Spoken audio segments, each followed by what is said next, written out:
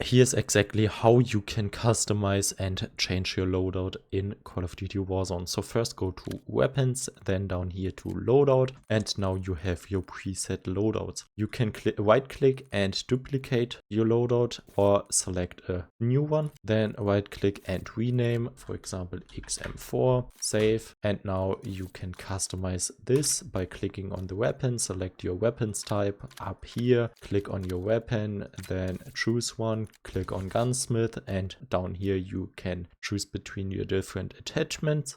And you can also select your camo right down here, go back, and now you can do the same for your pistols, for your melee weapon, and for your tacticals, lethals, and your perks. Then just go back, and now this new loadout is created. You can also test out things in the firing range.